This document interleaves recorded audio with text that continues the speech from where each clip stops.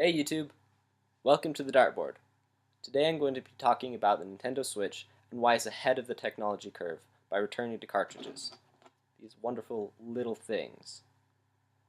Now, first I'm going to quickly mention, yes, download and play is awesome, but there's just something about owning a physical copy, which is just so gratifying and so comforting. It's like a book versus an e-reader. There's just something nice about the feel of paper and the smell of a new book. The same thing I think applies to video game libraries and collections. I much prefer a game where I can plug it in myself or put the CD in and play it. I know it's mine, I get to enjoy it, I can take it to a friend's house easily and just continue playing, and we can have a blast.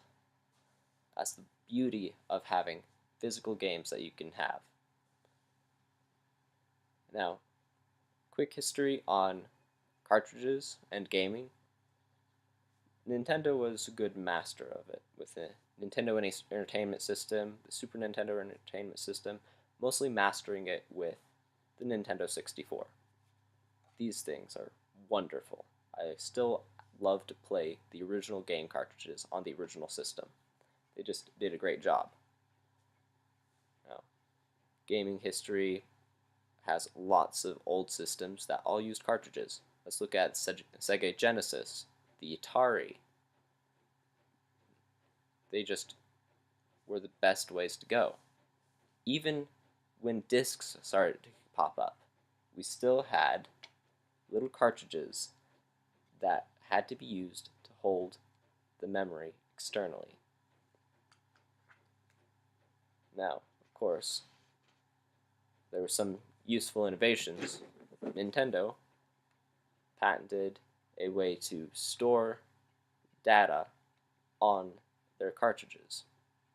This is a Game Boy game, Pokemon Yellow. Wonderful game. What it has is it has an internal watch battery that allows the RAM to save the game and to keep it in memory. Provides just enough charge to last for months to years, and it just keeps the save file. That's all it does. Nowadays we have access to hard drives and other things that can hold memory for a lot longer without needing to have active power all the time. And that was the invention that kind of killed memory cards for the PlayStation and Xbox lines of consoles. When those were coming out, they started to realize as further along that they didn't need external flash memory anymore. They could store stuff directly on their hard drives. And because hard drives are large enough, that also was what enabled download and play and game updates. Things that have really benefited the gaming industry. But as I commented before with download and play, there's still something nice about physically owning it, not having to sit there for a day or two and download gigantic game files. Now, the difference between cartridges and CDs or DVDs and Blu-ray is really the limits. Early days where things like the PlayStation 1 started using game CDs, CDs were trumping anything that cartridges could do.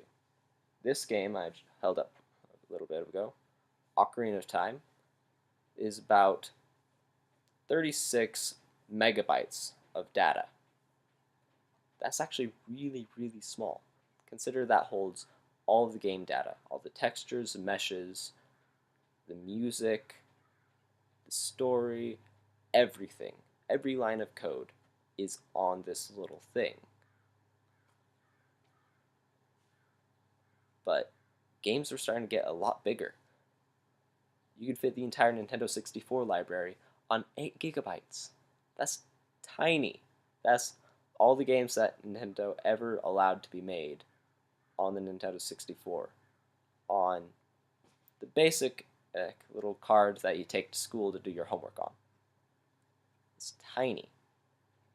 I mean, they started running into size limits with it, which is why Nintendo thought to have their disk drive. But of course, that was a little early, and floppies held hardly any good information. If you're lucky enough to find a Nintendo 64 disk drive, hold on to it, because that thing is a wonderful piece of technology that is a good bit of gaming history that absolutely flopped. Now, as I was saying before, early systems still relied on external memory. That's because CDs can't house data on themselves. But what they could do is they could house massive games that you can put onto a system and you could play. Then along comes the DVD. After that, the Blu-ray. Now, Blu-rays hold up to about 25-26 gigabytes. A good example of a game that fills up a good Blu-ray would be Shadow of Mordor. That game fills up pretty much the entire disc. Now, what that means is you put the game in, you run it, runs great. What that does not mean is it can't hold all of its additional content. It just can't. It's too large. That is easily solved by download and play. Okay, just download your DLCs. That's why they're called downloadable content. And you just put it on the hard drive of the system and you play. Sure. But let's say you wanted a game, a vanilla game, to be put out with more data that can fit on our Blu-rays now. This is where Nintendo is ahead with these little cartridges once again. Now, consider we have micro SD cards that are half a terabyte. Half a terabyte. 500 gigabytes. You could fit Shadow of Mordor on there several times over with other games on top of it, and you still wouldn't fill it all the way up. Well, unless your excessive collecting allows you to, but beyond the point. See, larger cards can hold terabytes, 2 terabytes, more. They're just about the size of Nintendo Switch's little cards here. That's pretty darn amazing. Now, imagine on the Nintendo Switch, we can house games that vanilla have more data than a Blu-ray can hold. We can have worlds that are bigger than Shadow of Mordor, bigger than Skyrim and the entire Elder Scrolls maps. We can have things that are gigantic. We can have more textures, more sounds, more music. We can have meshes with more data to them. As long as the system can manage and process it, we have no limits.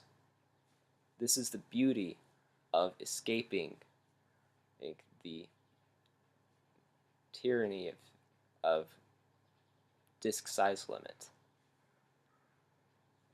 And also, along with this, who wants to download something that is going to be more than 26 gigabytes?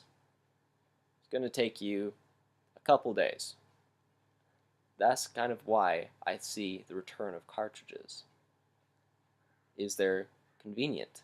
You can take them to your friend's house, you can play it any place that you have the cartridge and a system that works. You can have crazy amounts of data on it.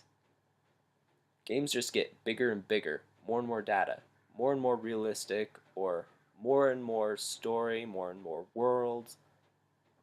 And as these new titles come out, as these new AAA titles come out, we're going to start seeing the limits of Blu-rays and Blu-ray game players. The Xbox One is great. The PlayStation 4 is wonderful. Even the upcoming Xbox Scorpio, or now the Xbox One X, or just shortened that down to Xbox for its little acronym. Really, Microsoft? Okay, it's probably going to be great, and I'm probably going to love it, just to be honest. But still, we are going to find the future of gaming in cartridges again. So in my opinion, Nintendo is ahead of the curve. with a few more updates and maybe even their next system, they're going to be on top of everything. And that's truly my hope for Nintendo. With the Wii U, they kind of fell on their face a bit with marketing. But the Nintendo Switch is just selling itself. People love it. And honestly, I love it too. It's been a great system so far. I've really enjoyed it. But I think it's ahead of its time, ahead of the curve, and our little cartridges are gonna make a comeback. Thank you for watching. John Miller, the Dartboard. I'll see you guys later.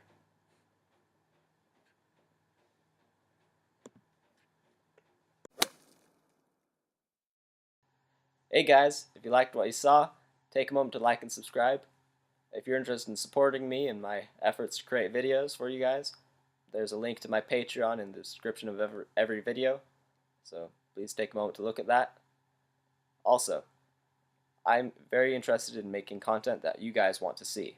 So if there's a game you want to see me play, or if there is a topic that you want me to talk about, please leave a comment and I will do my best to get to it. Until next time, guys. See ya.